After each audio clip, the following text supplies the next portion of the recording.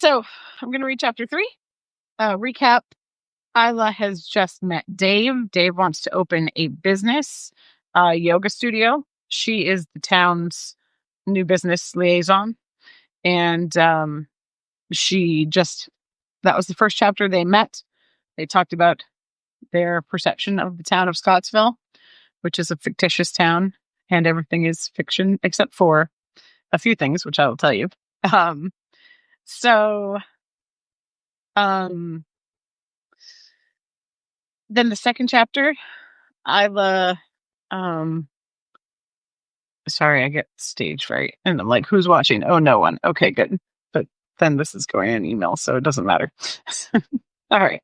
So first chapter, she and Dave meet, talk about the business, talk about the town. Second chapter, Isla goes into work at the city hall, and we meet her boss, Bill, and we see his enthusiasm for their Main Street revitalization project and Isla's kind of skepticism about it. So that's where we come in. We're starting chapter 3. I was just finishing work and going home. And I will offer a very brief commentary at the end of this read. Isla buttoned up a few remaining tasks for the day. She made some calls about possible locations for a couple of businesses and forwarded an email to the town's legal counsel about some liability issues with a new home daycare. With a sigh, she opened a new document, titling it Main Street Project, Investors and Investees. She doodled some daisies and buttercups on a memo pad and stared at the blank screen, then typed SBA? Present landlords? Tax dollars? This was all backwards. She needed business ideas to titillate investors, and she couldn't think of a single type of business that hadn't already failed on Main Street more than once. Was she in the wrong line of work, or had she just taken it as far as she could? Had she started this job with a vision for the town? She tried to remember. She was pretty sure that vision had never included cute gift shops and expensive coffee. She had wanted people to have enough to eat, a place to stay, to be able to live their lives without harassment, just like humanity has wanted for thousands of years and failed to provide. You don't shake off that history of failure. It crushes you instead. She imagined knocking on Bill's door, handing in her resignation, walking down the road and applying for a job delivering pizza, just like she'd told Dave to do. She'd make about as much difference as she made now. She'd be filling more people's tables with food. But she couldn't take the pay cut. Anyway, if she couldn't make things better, maybe she could at least prevent harm. There was the new daycare. That should do well. And the young owner was so excited to pour herself into the little lives she'd be shepherding. It wasn't on Main Street, so what? There was someone that Isla could really make a difference for. The thought didn't exactly pluck her out of despair, but it did give her some sense of purpose. 4:45 p.m. At last. She straightened out the papers, stray pens, and paper clips on her desk. If she took her time, she could start packing up. 4:54 p.m. She turned off the monitor, pushed in her chair, turned off the light. Closing the office door behind her, she mouthed bye to Doreen, who was on the phone, cradling it between her chin and shoulder. Isla hitched up her backpack. Doreen smiled and waved. 5 p.m. by the clock in the hall. She held the door for Becky from code enforcement and then passed through herself. Home free.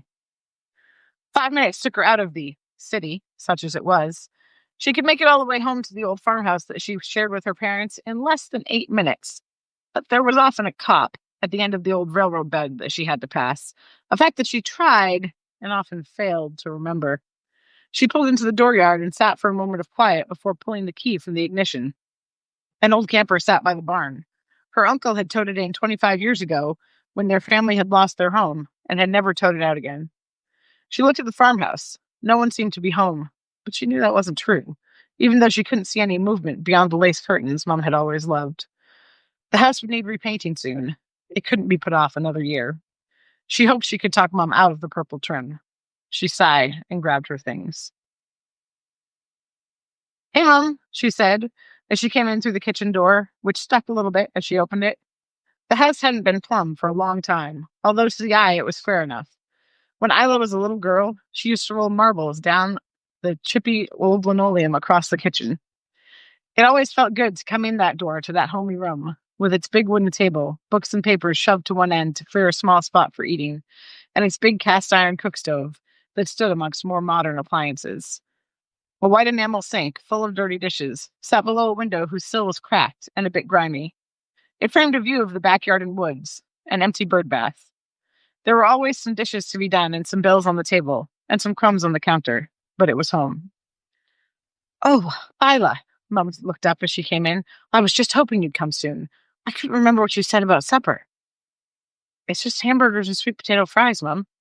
I know, but I couldn't remember what you said about the fries.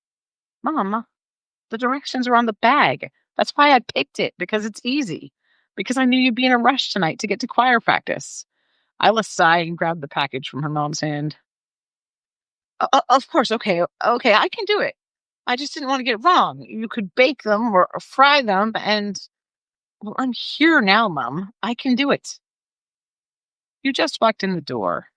Mom's eyes, framed by her large glasses, avoided Isla's, but there was just the slightest stubborn set to her jaw. It would be easier for me if you just let me do it. Isla turned on the stove and impatiently pulled a cookie sheet out from the drawer beneath it. She banged around for a few more moments, ripping the bag open and dumping the frozen fries on the metal pan. Then she saw Mum's face, ashamed and craven. Mum was afraid of her again, and it grieved Isla, knocked her out of her frustration. She'd always seemed to dominate Mum entirely without trying, while aiming, in fact, to be kind. Sometimes Mum's cowering was gasoline on the fire of her frustration, her fury at herself for not being gentle and understanding, and her fury at Mum for being fragile. But this time, she had already gotten some aggression out on the fries, and Mum's obsequious, anxious face cut to her heart. I'm sorry, Mum. I'm really sorry. I just didn't want to get it wrong. Tears starting to spill down Mum's lined pink cheeks. I know. I'm sorry. I'm sorry. I just didn't want you to get upset if I did it wrong. I'm sorry, Mum. I'm the sorry one here. I'm sorry. You shouldn't be sorry. I'm the one causing the problem. And there it was again. Isla was yelling. Mum was crying. All Isla wanted was to be good to her parents, and all she was bad. Her presence seemed inevitably to torture her mother. She should just leave, go live somewhere else. But they always said no, and they must be crazy, because their faces said again and again that they wanted her there and somehow, impossibly, enjoyed her presence. Isla was tearing up now. I'm just sorry, Mum. I just wanted you to be on time to choir practice. She put her arm around Mum's sagging shoulders and kissed her cheek. I'm sorry. Please forgive me. Mum wiped her eyes on the back of her hand. It's okay, Isla. I understand. Mum was sincere and good and guileless. Isla just wanted her to be happy, and she could never, ever seem to make it happen. How was your day? Okay. I went to the new restaurant in the mill. It was for work, she hastened to add. Mum and Dad would have been home eating something simple and thrifty. Mum would never think that Isla was living a life of flagrant luxury while her parents suffered at home. Still, Isla was embarrassed by what, in contrast to their frugality, could seem like excess. Oh, how was it? They cleaned it up nice. Mum's voice was so a little shaky. She was tidying the windowsill over the stove. A potted plant had spilled a bit. It was really nice. I had the Alfredo. Oh, did they have anything but pasta? Mum frowned, turning. She had few prejudices, but she wouldn't pay good money for pasta when it was so cheap and easy to make at home. Ella smiled to think that the swankiest restaurant in town wouldn't pass muster with her farm girl mother. Oh, no, they had burgers and steaks and salads. Chicken, I think. Standard fare. It had a cool view down into the mill. Mum smiled and nodded knowingly. I've seen that view before. You know I used to work there. Isla nodded. I did. We stamped out dresses like they were giant cookies. If we ran out of the right size labels, they told us to just sew on whatever we had. Isla smiled at the story she'd heard many times. They must still do that. That would be why I never grabbed the right size to try on. Mom and Isla chuckled together, a little self conscious in their effort to move away from the stress of the altercation a few moments ago. I remember the old ladies standing over the ironing board hour after hour, propping themselves up on it, their arms swinging back and forth.